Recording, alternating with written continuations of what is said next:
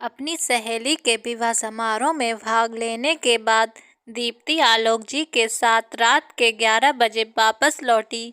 जिस घर में वो पेन गेस्ट की तरह रहती थी, उस गेट के सामने अपने माता पिता को खड़ा देख वो जोर से चौंक पड़ी, क्योंकि वे दोनों बिना किसी पूर्व सूचना के कानपुर से दिल्ली आए थे।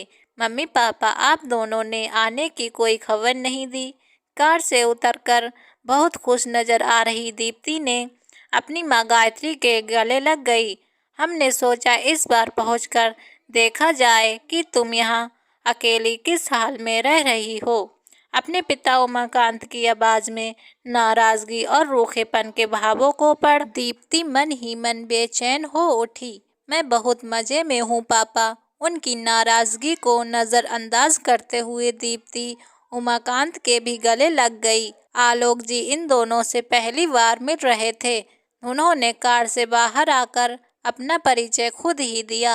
रात के 11 बजे कहाँ से आ रहे हैं आप दोनों?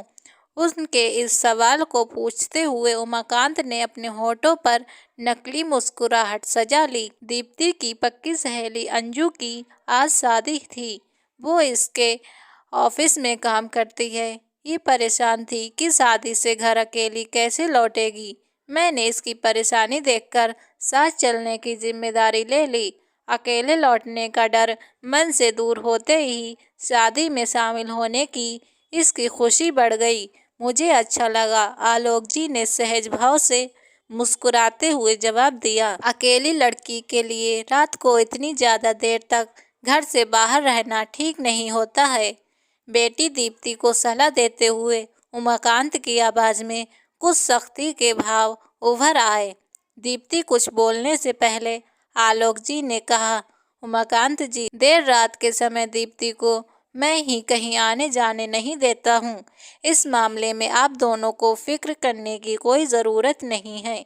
माँ बाप को जवान बेटी की चिंता होती ही है। आजकल किसी पर भरोसा करना ठीक नहीं है जनाब। अब मुझे इजाज़त दीजिए, गुड नाइट। कुछ रूखे से अंदाज में अपने मन की चिंता व्यक्त करने के बाद उमाकांत मुड़े और गेट की तरफ चलने को तैयार हो गए। उमाकांत जी, कल इतवार को आप डिनर हमारे घर कर रहे हैं। मैं ना बिल्कुल नहीं सुनूंगा। आलोक जी ने दोस्ताना अंदाज में उनके कंधे पर हाथ रखकर उन्हें अपने घर आने का निमंत्रण दिया। ओके। बिना मुस्कुराए उन्होंने आलोक जी का निमंत्रण स्वीकार किया। दीप्ति ने असहज भाव से मुस्कुराते हुए उनसे विदा ली।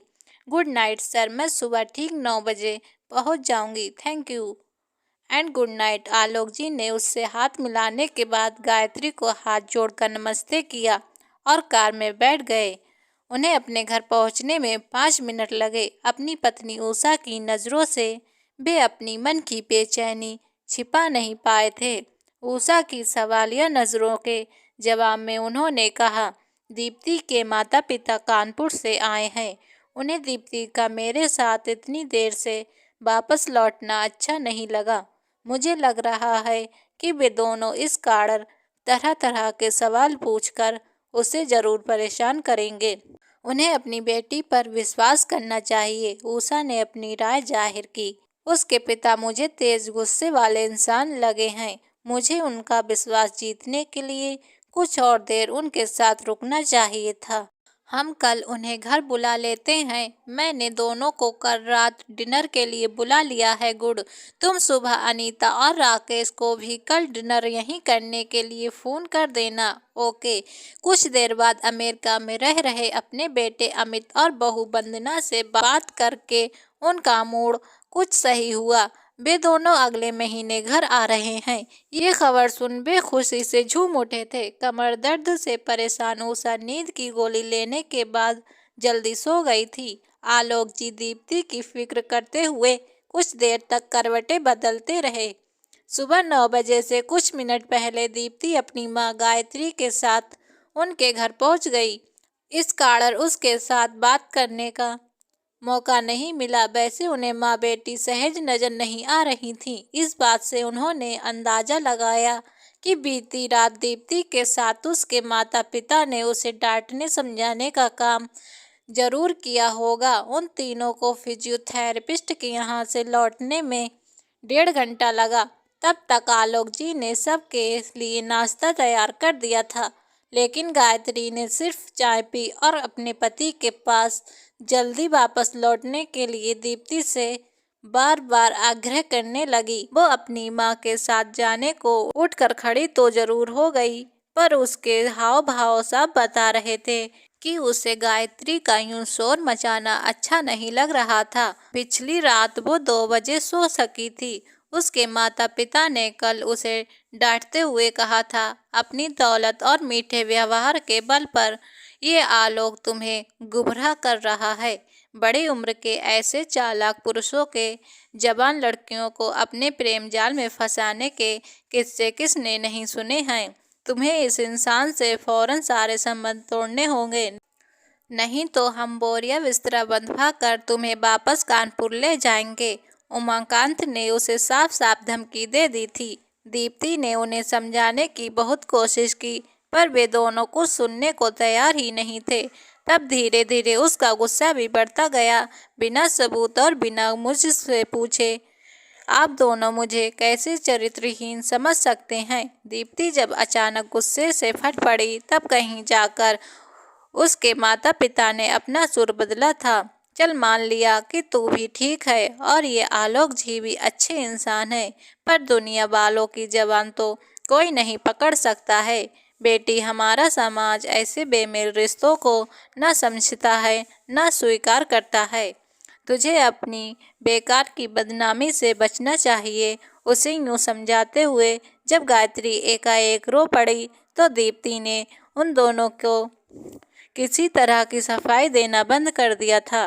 कल आप दोनों आलोक सर और उनकी पत्नी से मिलकर उन्हें समझने की कोशिश तो करें।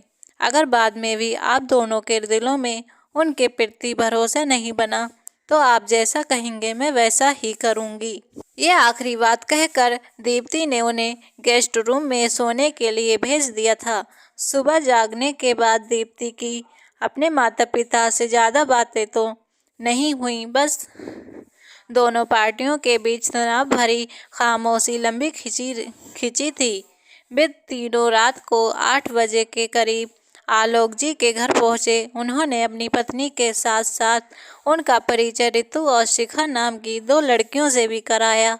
ये दोनों पहली मंजिल पर रहने वाली हमारी किराएदार हैं। आज इनके हाथ का बना स्वादिष्ट खाना ही आप दोनों को खाने को मिलेगा। उषा ने ऋतु और शिखा के हाथ प्यार से थामकर उनकी तारीफ की। ऋतु को नई जॉब मिल गई है, वो अगले महीने मुंबई जा रही है। तब दीप्ति ने यही मेरे साथ शिफ्ट होने का प्लान बनाया है। ये सूचना देकर शिखा ने दीप्ति को गले से लगा लिया था। इस खबर को सुनने के बाद उमाकांत की आंखों में पैदा हुई चिढ़ और नाराजगी के भावों को आलोक जी ने साफ पढ़ा था। उमाकांत के मन की टेंशन कम करने के लिए उन्होंने सहज भाव से कहा, ये शिखा सोते हुए खर्राटे लेती है, शायद दीप्ति इसके साथ रूम शेयर न करना चाहे। आलोक सर, मेरा सीक्रेट आप सबको क्यों बता रहे हैं? शिखा ने नाराज होकर अभिनय करते हुए किसी छोटे बच्चे की तरह जमीन पर पांव पटके तो उमाकांत को छोड़ सभी जोर से हंस पड़े थे। उमाकांत ने शुष्क स्वर में शिखा को बताया, तुम्हें नई रूममेट ढूंढनी पड़ेगी, क्योंकि दीप्ति तो बहुत जल्दी वापस कानपुर जा रही है। अरे, कानपुर जाने का फैसला तुमने कब किया दीप्ति? शिखा ने हैरान होकर दीप्ति से सवाल किया। पापा के इस फैसले की मुझे भी कोई जानकारी नहीं है, दीप्ति ने थके से स्वर्ग में उसे बताया और उषा जी का हाथ पकड़कर रसोई की तरफ चल पड़ी। अंकल, आप दीप्ति को कानपुर क्यों ले जा रहे हैं? क्या वहाँ उसे यहाँ जैसी जॉब मिलेगी? उमाकांत के बगल में सोफे पर बैठी हुई शिखा ने सवाल पूछा। वो घर से दूर रहती है, इसलिए उसका रिश्ता पक्का करने में हमें दिक्कत आ रही है। वो जॉब करेगी या नहीं, ये फैसला अब उसके भाभी ससुराल वाले करेंगे। उमाकांत अभी भी नाराज नजर आ रहे थे। ये क्या बात हुई अंकल? दीप्ति को तो जल्दी प्रमोशन मिलने वाला है। शादी करने के लिए उसकी इतनी अच्छी जॉब छुड़ाना गलत होगा। शिखा को उनकी बात पसंद नहीं आई थी। अंकल दीप्ति ने बहुत मेहनत करके खुद को काबिल बनाया है। वो शादी होने के बाद जॉब करे या न करे ये फैसला उसी का होना चाहिए। आपको उसका रिश्ता उस घर में पक्का करना ही नहीं चाहिए जो जबरदस्ती उसे घर बिठाने की बात करें। उमाकांत के सामने बैठती हुई रितु ने जोशीले अंदाज में अपनी राय व्यक्त की। बहुत जल्द ही उमाकांत ने खुद को इन दोनों लड़कियों के साथ बहस में उलझा हुआ पाया। दुनिया की ऊंच नीच समझाते हुए वे लड़कियों के लिए करियर से ज्यादा शादी को महत्वपूर्ण बता रहे थे। उन्हें रितु और शिखा से यूं बहस करने में मजा आ रहा था। ये इस बात से जाहिर था कि घंटे भर का वक्त गुजर जाने का उन्हें बिल्कुल भी पता नहीं चला। उन दोनों के साथ बातों में उलझे रहने का एक कारण ये भी था कि उनका मन एक तरफ चुपचाप बैठे आलोक जी से बात करने का बिल्कुल नहीं कर रहा था। गायत्री बहुत देर पहले रसोई में चली गई थी। वो अपनी बेटी दीप्ति को उषा का कुशलता से काम में हाथ बटाते देख उन्हें ये समझ आ गया था कि वो अक्सर ऐसा करती रहती थी। दीप्ति को अच्छी तरह मालूम था कि वहाँ कौन सी चीज कहाँ रखी हुई थी। उन्हें अपनी बेटी का उषा के साथ हंसना बोलना अच्छा नहीं लग रहा था। दीप्ति, रितु और शिखा को इन लोगों ने अपने मीठे व्यवहार और दौलत की चमक दमक में फंसा लिया है। ये विचार बार बार उनके मन में उठकर उनकी चिंता बढ़ाए जा रहा था। किसी अनहोनी की आशंका से उनका मन बार बार कांप उठता था। जब उषा जी ने उनके साथ हंसने बोलने की कोशिश शुरू की तो और ज्यादा चिढ़कर गायत्री ड्राइंग रूम में वापस लौट आईं। वे अपने पति के बगल में बैठी हुई थीं कि बाहर से बजाई गई घंटी की आवाज घर में गूंज उठी। कुछ देर बाद आलोक जी एक युवती के साथ वापस लौटे और उमाकांत व गायत्री से उनका परिचय कराया। ये मेरी बेटी अनीता है। आप दोनों से मिलने के लिए मैंने इसे खास तौर पर बुलाया है। क्या अकेली आई हो? अनीता के माथे पर लगे सिंदूर को देखकर गायत्री ने उसके नमस्ते का जवाब देने के बाद सवाल पूछा। नहीं, राकेश साथ आए हैं। वे कार पार्क कर रहे हैं। दीप्ति तो बिल्कुल आपकी शक्ल सूरत पर गई है आंटी। इस उम्र में भी आप बड़ी अच्छी लग रही हैं। अनीता के मुंह से अपनी तारीफ सुन गायत्री को खुशी हुई, पर उमाकांत को उसका अपनी पत्नी के साथ यूं खुल जाना पसंद नहीं आया था। उमाकांत जी, आप मेरे साथ पास की मार्केट तक चलिए। खाने के बाद मुंह मीठा करने के लिए रसमलाई ले आएं। दीप्ति ने बताया था कि आपको रसमलाई बहुत पसंद है। बड़े अपनेपन से आलोक जी ने उमाकांत का हाथ पकड़ा और दरवाजे की तरफ चल पड़े। उमाकांत को मजबूरन उनके साथ चलना पड़ा। वैसे सच्चाई तो ये थी कि उनका मन इस घर में बिल्कुल नहीं लग रहा था। घर से बाहर आते ही आलोक जी ने उनका परिचय अंदर प्रवेश कर रहे अपने दामाद से कराया। ये मेरे दामाद राकेश जी हैं। शहर के नामी चार्ट अकाउंटेंट में इनकी गिनती होती है। राकेश जी, ये दीप्ति के पिता उमाकांत जी हैं। राकेश का परिचय जानकर उमाकांत को तेज झटका लगा था। उसने अपने ससुर और उमाकांत दोनों के पैर छुए थे।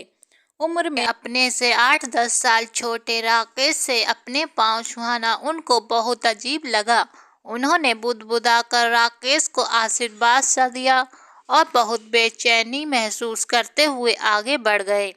घर से कुछ दूर आकर आलोक जी ने पहले एक गहरी सांस छोड़ी और फिर अशांत लहजे में उमाकांत को बताना शुरू किया अपने दिल पर लगे सबसे गहरे घाव को।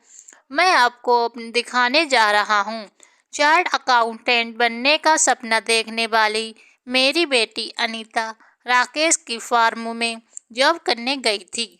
उनके बीच दिन पर दिन बढ़ते जा रहे दोस्ताना संबंध तब हमारे लिए भी गहरी चिंता का कारण बने थे।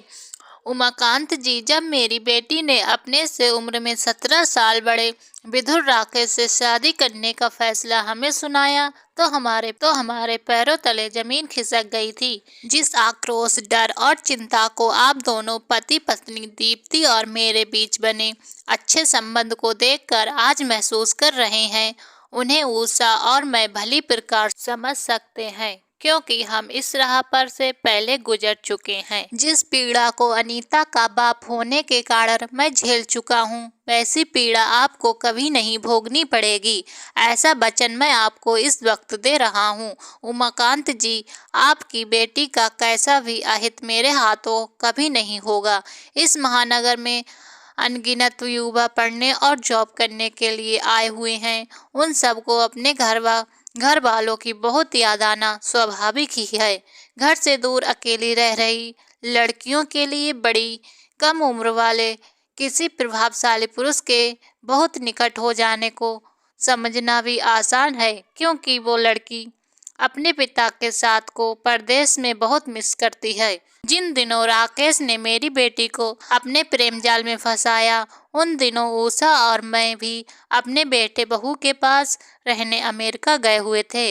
राकेश आज मेरा दामाद जरूर है, लेकिन मेरे मन के एक हिस्से ने उस भावनात्मक दृष्टि से अपरिपक्व अनीता को गुमराह करने के लिए आज भी पूरी तरह माफ नहीं किया है। मेरी पत्नी कमर दर्द के कारण अपाहिज सी हो गई है। बेटा बहू विदेश में है। हम दोनों को दीप्ति ऋतुवा शिखा का बहुत सहारा है।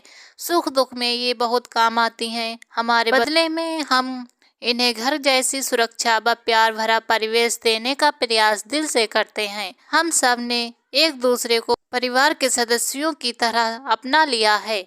सगे रिश्तेदारों और पड़ोसियों से ज्यादा बड़ा सहारा बन गए हैं हम एक दूसरे के। दीप्ति मुझसे बहुत प्रभावित है, मुझे अपना मार्गदर्शन मानती है। वो मेरे बहुत करीब है, पर मैं इस निकटता का गलत फायदा कभी नहीं उठाऊंगा। दीप्ति की जिंदगी में आप मुझे अपनी जगह समझिए उमाकांत जी। आलोक जी का बोलते बोलते गला भर आया था। उमाकांत ने रुककर उनके दोनों हाथ अपने हाथों में लिए और बहुत भावुक होकर बोले, आलोक जी, मैंने आपको बहुत गलत समझा है। अपनी नज़रों में गिरकर मैं इस वक्त खुद को बहुत शर्मिंदा महसूस कर रहा हूँ। मुझे माफ़ कर दीजिए प्लीज़।